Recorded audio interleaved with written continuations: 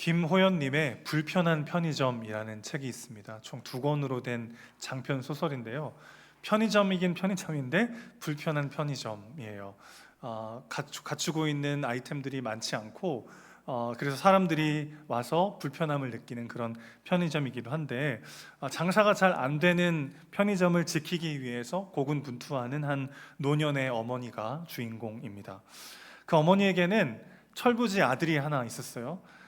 하는 사업마다 실패하면서 이번에는 어머니가 갖고 계시는 그 편의점과 위에 빌라 건물을 팔아가지고 자기 사업 자금을 대려고 하는 철부지 아들이 등장을 합니다. 근데 나중에 이 아들이 편의점에서 일하던 한 사람에게 영향을 받아가지고 개과천선을 하게 돼요. 그래서 성실하게 편의점 일도 도우면서 어머니와 관계가 좋아지는 그런 이야기인데, 그 모습을 이렇게 보면서 어머니가 이런 말을 합니다. 사람은 변화를 싫어하는 게 아니라 누군가에 의해 변화를 요구받는 게 싫은 거라는 말을 들은 적이 있다. 그래서 바뀔 것을 요구하기보다는 기다려주며 넌지시 도와야 했다. 아마 이 소설 전체를 꿰뚫는 핵심 메시지가 아닐까 싶어요. 인간이라고 하는 존재는 잘 변하지 않는데, 그래서 변화라고 막 강요하기보다는 기다려주고 넌지시 도와주고 함께 할 때 그게 감동이 돼서 변화하는 존재가 아니겠습니까? 그 소설을 이렇게 읽는데 뭉클하기도 하고 재밌기도 하고, 그러다가 문득 하나님께서 우리를 대하시는 방식이 이런 방식이구나 라는 생각을 하게 됐어요. 여러분, 하나님 정도면 우리 마음의 문을 발로 뻥 차고 들어오셔가지고 나 하나님인데 너 앞으로 이렇게 해라, 이렇게 말씀하셔도 누가 그렇게 하면 안 된다고 말할 수 있겠습니까? 온 천지 만물을 말씀으로 창조하신 주인이신데 충분히 그렇게 하셔도 되잖아요. 그런데 우리 주님께서는 어떻게 하십니까? 우리의 마음문 앞에 서서 두드리시는 분이시죠. 그분은 우리를 인격적으로 대하세요. 우리와 함께 하시고 설득하시고 기다리시고 넌지시 도와주시며 우리의 삶을 인도하시는 분이십니다. 그분이 우리 삶에 오셔서 우리와 관계하는 아주 중요한 통로가 바로 기도죠.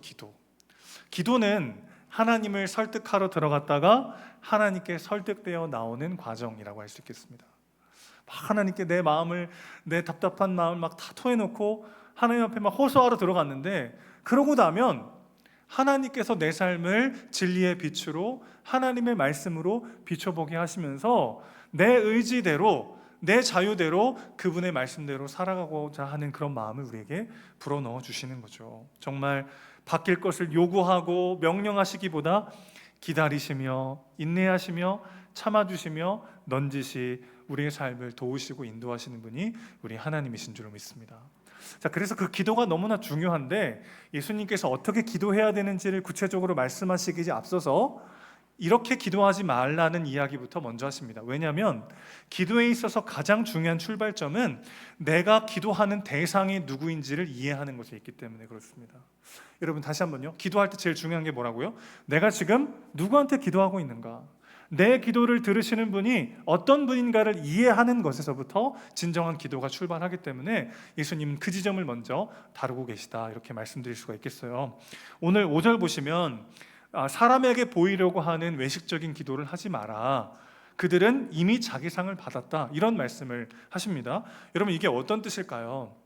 외식하는 자와 같이 기도하지 말라, 사람에게 보이려고 회당 큰 어귀에 서가지고 막 자기가 기도하는 그렇게 하지 말라는 거예요. 그들이 이미 자기 상을 받았다, 그렇게 기도하면 나는 상을 안 준다, 그런 뜻이 아니고, 그런 방식으로 기도하는 사람이 결국 얻고자 하는 건 뭡니까? 사람의 인정과 칭찬이죠.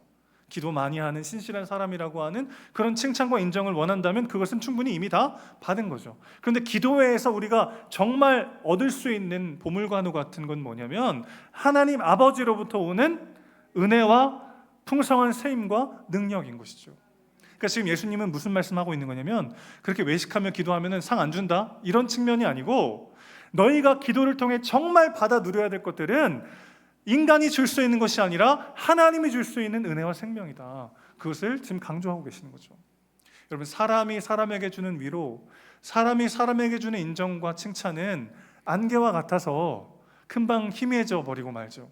근데 기도할 때 하나님이 우리 존재에 규정해 주시고 불러주시는 그 의미와 생명은 우리 영혼에 새겨져서 우리의 삶을 살아나게 하는 놀라운 은혜가 되는 줄로 믿습니다. 그 은혜를 사모하십시오. 사람이 주는 인정과 평가에 휘둘리는 게 아니라 하나님이 기도할 때 하나님이 부어주시는 하늘의 창고를 여시고 우리 가운데 쏟아 부어주시는 그 은혜와 생명을 풍성히 누리는 저와 여러분 되시기를 주님의 이름으로 축원합니다. 구체적인 방식 중에 7절 보시면 이렇게 하지 말라라는 말이 하나 더 나오는데 중언부언하지 말라 이렇게 말씀하세요. 중언부언한다는 건 무슨 뜻이냐면 단순히 반복적인 말을 계속해서 기도하지 말라 그런 의미가 아니고 이교도들이 주문 외우듯 의미 없는 말을 반복하는 것을 의미합니다. 그런 거 있잖아요. 이렇게 막 수리수리 마수리 이런 것처럼 똑같은 얘기를 계속 반복해서 막 1시간, 2시간, 3시간씩 계속 기도하는 거예요. 왜 그렇게 하죠? 자기도 그게 무슨 뜻인지 모르면서 왜 그렇게 하죠? 내가 이렇게 간절히 열심히 그 신 앞에 구할 때 신이 감동하사 나에게 복을 주실 수밖에 없게 만드는 그런 방식의 또 다른 열심이죠. 또 다른 행위죠. 기도는 그런 게 아니라는 거예요. 신들의 주목을 끌기 위해서 특정 주문을 반복해서 말하던 이방인들처럼 기도하지 말라는 거죠. 왜죠? 그럴 필요가 없는 이유가 뭡니까? 8절 보시면 우리 하나님께서는 우리가 구하기 전에 우리 아버지께서 이미 다 아시기 때문이죠. 내가 막 오래 기도해야 되고 또 간절히 기도해야 되고 또 유창한 언어로 기도해야만 들으시는 게 아니라 그냥 내 삶의 자리에 앉아가지고 주여만 해도 이미 하나님께서 다 아신다는 거예요. 여러분, 하나님이 여러분의 마음을 다 아십니다. 말을 잘해야 하나님이 들어주시는 게 아니더라고요. 그저 그분 앞에 나아가 우세요. 그냥 그분 앞에 나아가서 여러분의 마음을 토해놓으세요. 그럴 때 하나님 그 모든 것들 다 들으시고 가장 좋은 것으로 갚아주신 줄로 믿습니다. 자, 그러니까 기도의 출발점은 우리가 기도하는 대상이 누구이냐를 인지하는 것에서 시작됩니다. 그분은 하늘에 계신 우리 아버지시죠. 여긴 두 가지 요소가 담겨져 있어요. 창조주 하나님이시자 동시에 은혜와 사랑으로 가득한 우리의 아버지라는 것입니다. 아버지라는 말을 들으면 각자의 육신적 아버지 경험에 따라서 좀 다르게 해석될 수도 있겠지만 성경에서 말하는 아버지 하나님은 우리를 전적으로 사랑하시고 용납하시고 자신의 모든 것을 주시는 사랑과 은혜의 하나님을 뜻해요. 이 두 가지 모두가 다 우리가 이해해야 되는 하나님의 하나님 되심이라는 거죠. 그분은 하나님의 나라를 통치하시고 이 땅 가운데 그 나라를 완성하시는 온 우주의 주인이신 줄로 믿습니다. 그리고 동시에 멀리 계신 위대한 분일 뿐만 아니라 내 안에 계셔서 내 모든 신음과 눈물과 아픔을 다 아시는 우리의 아버지이신 것이죠. 자, 그래서 이 두 가지가 하나님의 그 사랑과 그분의 위대하심이라고 하는 이 하나님의 하나님 되심이 우리 안에 신중하게 균형을 이루어야 한다는 거죠.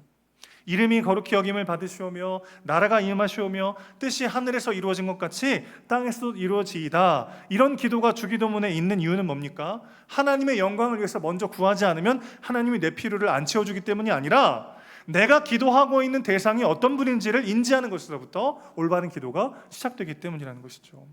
하나님이 이미 하늘에서 영광을 받으신 것처럼 이 땅 가운데 하나님의 나라를 완성하실 것이고 그 영광스러운 자리에 저와 여러분을 부르셨다는 것을 기억하셔야 합니다. 우리의 영원한 본향은 이 땅이 아니라 이 땅에 임할 새 하늘과 새 땅, 하나님의 나라가 우리의 진정한 본향인 것이죠. 우리의 기도와 봉사, 헌신, 가정과 직장에서의 삶 가운데 이 소망이 우리의 존재의 중심축이 되어야 할 줄로 믿습니다. 그럴 때 흔들리고 넘어져도 다시 일어설 수가 있게 되는 거죠. 그래서 주기도문은 하나님 아버지의 그 하나님과 아버지 되심과 그분의 통치에 대한 신뢰가 처음과 끝을 차지합니다. 주기도문을 다시 한번 보십시오. 어떻게 시작하죠? 하늘에 계신 우리 아버지여로 시작해요. 그리고 어떻게 끝납니까? 나라와 권세와 영광이 아버지께 영원히 있사옵나이다. 하늘에 계신 온 우주의 통치자이신 나의 아버지 하나님에 대한 선언으로 처음과 끝이 이루어져 있어요. 내가 원하는 것을 구하기에 앞서서 이 하나님의 하나님 되심을 기억하는 것이 중요합니다. 왜냐하면 그것을 먼저 알지 않으면 기도를 응답해 주시지 않아서가 아니라 그것을 우리가 진정으로 알고 경험할 때 제대로 기도할 수 있기 때문에 그렇습니다. 하나님의 아버지 되심, 무조건적으로 나를 용납하시고 사랑하시고 내가 기도한 것보다 더 좋은 것을 주기 원하시는 그분과의 교제 속에 하늘의 생명과 은혜를 내가 지금 받아 누리며 살아가고 있는가 돌아보는 이 시간 되었으면 좋겠어요. 그분은 우리 아버지 되십니다. 여러분은 여러분의 아버지에게 얼마나 힘들 때마다 도움을 요청하고 도움을 받았는지 모르겠습니다. 우리의 유년 시절의 아버지의 경험과 상관없이 오늘 우리의 하늘 아버지께서는 우리의 모든 필요를 채우기 원하시고 우리의 모든 눈물을 닦아주기 원하시고 우리의 마음을 다 아시는 분이란 말이죠. 그분과의 기도를 통한 깊은 관계 속에서 하늘로부터 오는 위로와 소망과 은혜를 풍성히 누리시기를 주님의 이름으로 축원합니다. 그분은 동시에 온 우주의 통치자이시죠. 그것을 우리가 알 때 기도하면서도 하나님의 때와 하나님의 방법에 순종하고자 하는 마음이 더욱 커지는 거죠. 겸손하게 하나님의 뜻 가운데 내 삶을 내어 맡기게 되는 것이죠. 이런 하나님 아버지와의 이런 관계 속에서 우리의 필요를 채우는 기도를 해야만 우리는 제대로 그 기도를 할 수가 있게 되더라는 것입니다. 여러분, 생각하면 생각할수록 하나님의 하나님 되심에 대해서 깊이 알아갈수록 기도야말로 신앙인들의 특권 중에 특권이라는 것을 알게 되는 거죠. 정말 기도만 한 게 없어요, 여러분. 내가 기도하며 하나님 앞에 엎드릴 때 내 한계와 현실의 어려움을 뛰어넘어 내 삶 가운데 개입하시고 채우시고 인도하시고 완성하시는 그 하나님의 일하심을 풍성하게 경험하게 될 줄로 믿습니다. 그러니까 기도할 시간이 없다는 건 말이 안 되는 거예요. 기도해야 내 삶에 은혜가 있고 기도해야 내 삶에 임하신 하나님의 능력을 경험하기 때문에 숨 쉴 시간이 없는 사람은 없잖아요. 아무리 바빠도 숨 쉴 시간이 없는 사람은 없습니다. 여러분, 우리 종교개혁주의를 맞이해서 우리의 기도가 회복됐으면 좋겠어요. 내 삶의 현실 가운데 깊숙이 임재하시고 나의 필요를 채우시고 나와 함께 하시는 그 아버지 하나님 누리십시오. 그 하나님을 구하십시오. 그 하나님을 여러분의 삶의 자리에 초청하셔야 합니다. 그것이 기도입니다. 하나님의 하나님 되심을 알아갈수록 우리는 기도하지 않고는 견딜 수 없는 내 안의 힘을 경험하게 되는 것이죠. 자, 구체적으로 그러면 우리가 어떤 필요를 채우는 기도를 해야 될까? 세 가지로 한번 살펴볼게요. 첫 번째는 일용할 양식을 구하라는 것입니다. 자, 일용할 양식을 주십시오라는 기도는 어떤 뜻이냐면 하루의 필요를 매일 구하라는 뜻이죠. 여기 두 가지 요소가 담겨 있어요. 뭘 달라는 기도요? 나의 필요를 채워달라는 기도. 그걸 어떻게 해요? 매일매일 구하라는 것입니다. 여러분, 오늘 나의 필요를 매일 구하시며 하루를 시작하고 계십니까? 오늘의 필요를, 내일의 필요를 매일 구하지 않게 되는 이유는 단순해요. 내가 그럴 필요 없을 만큼 많이 가져서가 아니에요. 그 모든 것이 내 것이라고 생각하기 때문입니다. 내일의 해가 당연히 뜰 것이고 내가 지금 이루고 누리고 있는 것들이 당연히 내일도 나의 것이 될 것이라고 생각할 때 우리는 일용할 양식을 구할 필요를 느끼지 않게 되는 거죠. 그러나 그 모든 것이 은혜이며 하나님께서 내게 주신 것들이라는 것을 고백할 때 우리는 매일매일 오늘의 필요를 하나님께 구하게 되는 것이죠. 여러분, 내일 먹을 빵을 구하는 것과 그 빵을 먹고 소화시킬 수 있는 건강을 얻는 것, 그 모든 것은 다 하나같이 당연한 게 하나도 없어요. 하나님의 은혜 아니겠습니까? 최근에 유명 여배우가 75세의 나이로 별세하셨다는 소식을 듣게 됐어요. 직전까지도 아주 유명한 분이시죠. 공연과 방송으로 활발한 활동을 하셨던 그런 분인데 갑작스럽게 별세하시게 됐습니다. 여러분, 우리가 누리고 있는 모든 것들 중에 당연한 것이 있나요? 당연한 것이 하나도 없어요. 하나님이 허락하지 않으시면 그 어떤 것도 내 것일 수가 없는 거죠. 저는 1년에 2번씩 GCM 세미나라는 곳을 갑니다. 교회 개척을 준비하기 전에도 설교나 목회나 여러 가지들 훈련받았던 그런 세미나여서 스텝으로 가서 봉사하기도 하는데 갈 때마다 느끼는 게 있어요. 이제 저는 개척한 지 한 2년쯤 됐지만 이제 막 개척을 준비하려고 하는 목사님들의 모습을 볼 때마다 제가 뭘 느낄까요? 이제 시작이다라는 어떤 그런 심심한 위로를 보내면서 참 어느 것 하나 당연한 게 없었는데 정말 그 어디로 가야 될지, 누구와 함께 가게 될지, 어떤 교회를 세우게 될지 아무것도 알 수 없었던 그 시간으로 돌아가서 어느 것 하나도 하나님의 은혜가 아니었으면 불가능했다라고 하는 그런 마음을 늘 회복하고 돌아오게 되는 것 같아요. 여러분, 그렇잖아요. 우리가 지금 누리고 있는, 영위하고 있는 오늘 하루 중에 하나님이 허락하시지 않는다면 내 힘으로 얻을 수 있는 것이 대체 무엇이 있겠습니까? 매일의 필요를 구하는 이유는 그 모든 것이 하나님의 것임을 구하는 믿음의 선언인 것이죠. 그럴 때 얻게 되는 유익이 뭐죠? 하나님의 주임 되심과 통치를 인정하는 겸손함으로부터 얻는 게 뭡니까? 모든 것이 은혜이고 오늘 내게 주신 감사가 무엇인지를 하나도 빠짐없이 다 누리게 되는 것이죠. 하나님이 허락하신 그 일상의 감사들을 하나도 빠짐없이 누리게 위해서는 매일의 필요를 하나님께 구하셔야 합니다. 하루의 필요를 구하는 것보다는 30년, 40년 먹고 살 만한 것들을 구하기가 더 그러기를 원하는 게 우리의 마음이잖아요. 그날 먹고 사는 삶보다는 더 안정적인 삶을 원하는 게 우리의 마음일 수 있습니다. 일용할 양식을 구하기 위해서는 겸손뿐만 아니라 그래서 하늘 아버지에 대한 신뢰가 주는 담대함이 필요하죠. 내게 가장 좋은 것을 오늘도 내일도 주시는 아버지 하나님의 사랑과 전능하심을 우리가 신뢰할 때 하루하루의 필요를 매일 구할 수 있게 되는 거죠. 이스라엘 백성들은 만나를 매일매일 얻으러 갔습니다. 그렇게 일주일 동안 6일 동안은 매일 하루 먹을치의 만나를 가져오게 하셨고 마지막 안식일 전날에는 이틀치의 먹을 것을 가지고 오라고 이렇게 말씀하셨어요. 그 맨날 귀찮게 왜 그렇게 맨날 가져오게 하셨을까요? 그렇게 꼭 얘기해도 꼭 말 안 듣는 사람들이 있잖아요. 하루치만 갖고 오라고 하는데 막 이만큼 가져온 사람들은 그게 막 다 썩어서 없어지는 거를 경험하게 됐고, 그리고 안식일에도 만나를 가지러 나간 사람들은 징계를 받게 되죠. 자, 하나님이 우리 막 귀찮게 하려고 우리의 매일매일을 통제하려고 그렇게 구하라고 하신 것이 아니죠. 매일매일의 교제와 동행을 원하십니다. 진짜 복이 뭐죠? 성경이 말하는 진짜 복은 무엇입니까? 매일매일 그분과 동행하는 것을 진짜 형통이라고 말하죠. 하나님이 진짜 원하시는 것은 그거라는 거예요. 우리의 매일매일 한 걸음 한 걸음 속에 우리와 동행하기 원하십니다.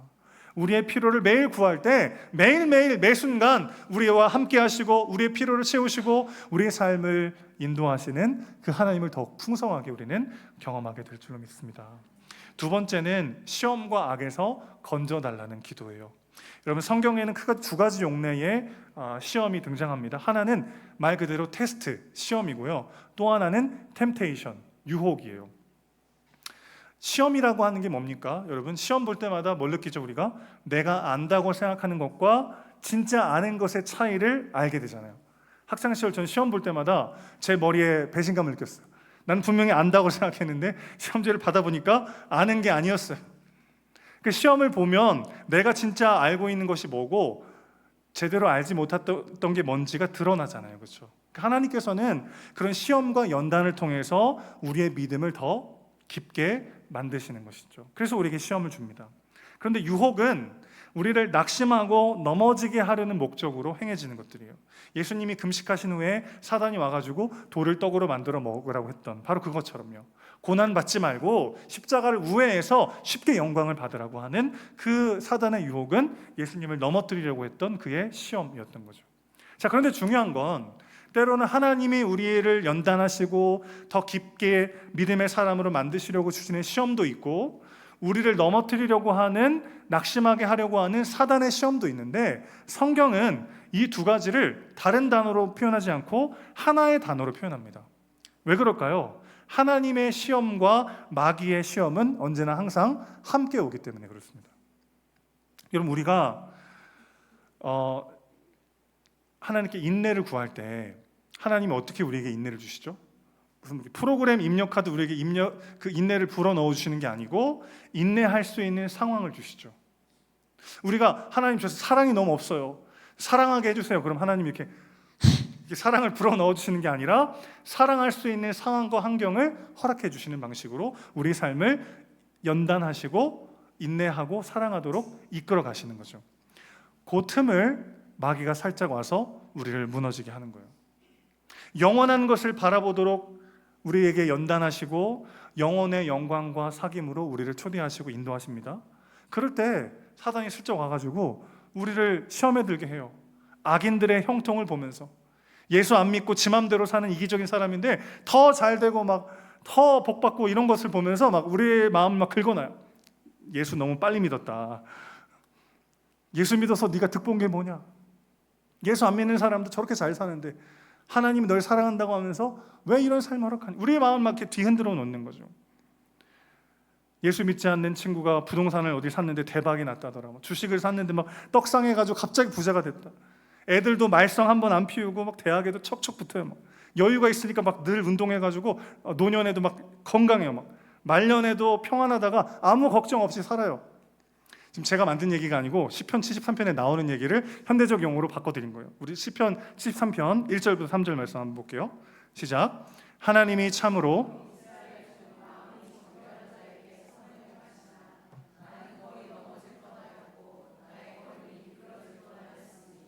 이는 내가 악인의 형통함을 보고 오만한 자를 질투하였음이로다. 이 뒤에 이제 시편 73편을 보면 뭐 때문에 내가 악인의 형통을 질투했는지에 대한 내용이 나옵니다. 그래서 거의 넘어질 뻔했다는 거예요. 분명 하나님이 선을 행하시는 분인 걸 알지만 내가 거의 미끄러져 넘어질 뻔했다는 거예요. 왜죠? 악인의 형통을 보고. 그러다가 그가 깨닫게 된 게 있습니다. 25절부터 28절 읽어볼게요. 시작. 하늘에서는 주 외에 누가 내게 있으리요? 땅에서는 주밖에 내가 사모할 리 없나이다. 내 육체와 마음은 쇠약하나 하나님은 내 마음의 반석이시요 영원한 분기시라. 무릇 주를 멀리하는 자는 망하리니 음녀같이 주를 떠난 자를 주께서 다 멸하셨나이다. 하나님께 가까이 함이 내게 복이라. 내가 주 여호와를 나의 피난처로 삼아 주의 모든 행적을 전파하리이다. 여러분, 결국 하나님께서 이 시인을 붙잡으시고 인도하셔서 시험하시고 연단하셔서 깨닫게 하시고자 했던 게 뭡니까? 하늘 외에 주밖에 나에게 누가 있으리요? 주밖에 사모할 자가 내겐 없습니다. 하나님을 가까이 하는 것이 진짜 복입니다. 그것을 깨닫게 하시기 위해서 이 시인을 시험과 연단 속으로 인도하셨어요. 그 틈을 마귀가 파고 들어가지고 저 봐라, 저 하나님과 상관없이 사는데도 저렇게 형통한 저 사람을 봐라. 그렇게 우리의 삶을 무너뜨리는 거죠. 잠깐 있다가 사라질 이 땅의 즐거움과 풍요와 자랑에 내 마음을 빼앗길 때 우리는 악인의 형통을 참아낼 수가 없어요. 신실하게 하나님을 섬기는데도 고난이 올 때 우리는 시험 들고 낙심하기가 쉽죠. 그래서 주님께서 시험에 들지 않도록 악한 자에게서 건져달라고 기도하라고 우리에게 명령하고 계신 것이죠. 여러분, 우리는 치열한 영적 전쟁의 한복판에 살아가고 있습니다. 눈에 안 보이지만 어떻게 해서든 우리로 하여금 하나님께 기도하지 못하게 하고 말씀 듣지 못하게 하고 은혜를 받지 못하게 하려는 치열한 영적 공격의 한복판에 있다는 것을 기억하셔야 합니다. 그냥 내 마음의 문제가 아니고 어떤 현실의 문제가 아니라 우리로 하여금 더욱더 하나님께 가까이 가지 못하게 하는 심각한 영적 방해가 있다는 것을 우리가 기억해야 합니다. 그래서 하나님, 내가 오늘도 시험에 빠지지 않도록 나를 붙잡아 주십시오. 악한 자에게서 나를 건져 주십시오. 기도해야 한다는 것이죠. 주님께서 지금 이렇게 기도하라고 우리에게 강조하고 계세요. 참 놀라워요. 여러분, 그냥 생각 없이 살다 보면 저절로 더 말씀에 가까이 가게 되고 저절로 더 하나님을 사랑하게 되고 저절로 더 기도하게 되면 얼마나 좋겠어요. 그런데 우리가 잠깐 방심하면 어떻게 돼요? 말씀이 안 들려요. 기도가 안 하게 돼요. 그냥 내 눈에 보기 좋은 대로 이게 하나님의 뜻인 것처럼 내 삶을 막 쌓아가요. 가만히 있으면. 그런 영적 공격과 우리를 무너뜨리는 시험이 늘 우리 가운데 있다는 것을 기억하셔야 합니다. 그래서 시험에 들지 않도록 나를 붙잡아 달라고 기도해야 되는 거죠. 그래서 악한 자에게서 나를 건져달라고 하나님께 기도해야 한다는 것입니다. 사랑하는 여러분, 여러분의 삶의 방향성은 어디로 향해 가고 있습니까? 더욱 말씀을 붙잡고 더 하나님의 은혜를 사모하면서 그분께 깊이 기도하는 길로 가고 있습니까? 아니면 내 안에 끊임없는 두려움과 불안과 원망과 미움과 비난이 내 마음속에 가득하고 있습니까? 어떤 개인의 문제가 아니에요.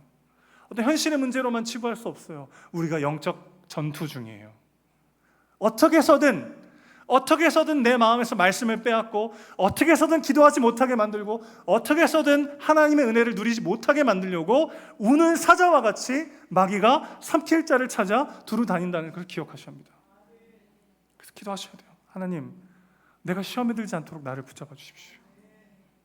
오늘도 하나님의 은혜를 사모하며 기도하지 않고는 하루를 끝내지 않게 하시고 말씀을 내 안에 새겨넣지 않고서는 한 발짝도 나아가지 않는 내 인생 되게 해주십시오. 그런 기도가 우리에게 필요한 것이죠. 마지막 세 번째는 우리의 죄를 사하여 달라는 기도입니다. 주님께서 가르쳐 주신 기도를 잘 보면 하나님께 용서받는 일과 사람을 용서하는 일은 서로 연결되어 있어요. 왜냐하면 이 말의 의미가 뭐냐면 우리가 우리에게 빚진 자를 탕감하여 준 것 같이 우리의 빚도 탕감하여 주십시오, 이런 뜻이거든요. 그러니까 우리는 이런 마음에 빠질 때가 있잖아요. 내가 그 사람 때문에 손해본 게 얼만데, 내가 지금 얼마나 섬기고 사랑했는데 저 배은망덕한 인간이 어떻게 나한테 이럴 수 있지? 어떻게 그런 사람 용서해? 그 사람이 나한테 어떻게 했는데? 막 그런 마음에 빠지기가 쉬워요. 시종일관 그 사람이 보이는 거죠. 그런데 오늘 주님이 뭐라고 하시는 거예요? 그걸 그대로 주님께로 가져가라는 거예요. 하나님이 나를 구원하시기 위해 지불하신 대가보다 내가 저 사람 때문에 손해본 것이 더 크다고 여길 때 우리는 용서할 수가 없죠. 그걸 어디로 가져갑니까? 십자가로 가져가셔야 합니다. 그래서 내가 그 사람 때문에 당한 손해와 아픔과 상실과 하나님께서 나를 구원하시기 위해 지불하신 대가를 저울 위에 올려놓는 거예요. 그때 여지없이 하나님 앞에 사랑의 채권자로 당당하게 나아갔다가 우리는 언제나 사랑의 채무자가 되어 사랑의 빚진 자가 되어 나올 수밖에 없는 것이죠. 하나님께서 내가 너한테 얼마나 많이 줬는지 기억해라, 그런 의미로 이 말씀을 하셨겠습니까? 아니죠. 우리가 하나님께 그 넘치는 은혜와 사랑을 받아놓고도 그것들을 제대로 누리지도 못한 채 오늘 나에게 없는 거, 나한테 부족한 거, 나한테 상처 준 사람, 나를 힘들게 한 사람, 그 사람에 매여 하루를 제대로 살아내지 못하는 것을 하나님은 견딜 수가 없는 거죠. 사랑하는 아들아, 사랑하는 딸아, 그 문제 때문에 네가 주저앉기에 얼마나 많은 사랑과 은혜를 받는 존귀한 나의 자녀인지를 기억해라. 그것을 우리에게 말씀하고 계시는 것이죠. 내가 마치 구원받은 것이 당연한 것처럼, 하나님께서 마땅히 나를 용납하시고 환영하시고 사랑하셔야만 했던 것처럼 우리는 교만하여 하나님을 보지 못할 때가 있어요. 그러나 나에게 손해를 끼친 한 사람을 용서할 때 나를 위해 모든 것을 용서하시고 자신의 전부를 내어주신 그리스도를 우리는 보게 되는 거죠. 그 사람이 아니라 그분께로 나아가는 문이 되는 것이죠. 오늘 주님께서 원하시는 건 바로 그 은혜를 누리라는 부르심입니다. 종교개혁주일, 다른 모든 것보다 우리 먼저 우리의 기도를 회복하기 원합니다. 하나님께서 내게 주시는 은혜를 누리고 그것들을 마음에 새기며 하늘로부터 오는 그 생명을 다운받는 이 놀라운 특권을 포기하지 마십시오. 기도하지 못하게 하고 말씀 붙잡지 못하게 하는 수많은 영적 공격들과 상황들을 예수의 이름으로 물리치시고 기도하기를 쉬는 죄를 범치 않는 저와 여러분 되시기를 주님의 이름으로 축원합니다. 그렇지 않으면 하나님께 미움받아서가 아니죠. 이미 넘치도록 용납받고 사랑받는 하나님의 자녀가 되었으니 그 자녀의 특권을 누리는 우리 모두가 되시기를 축복합니다. 기도함으로 주님과 동행하고 그 삶이 주는 진정한 생명과 은혜를 풍성히 누리는 복된 한 주가 되시기를 주님의 이름으로 축복합니다. 아멘.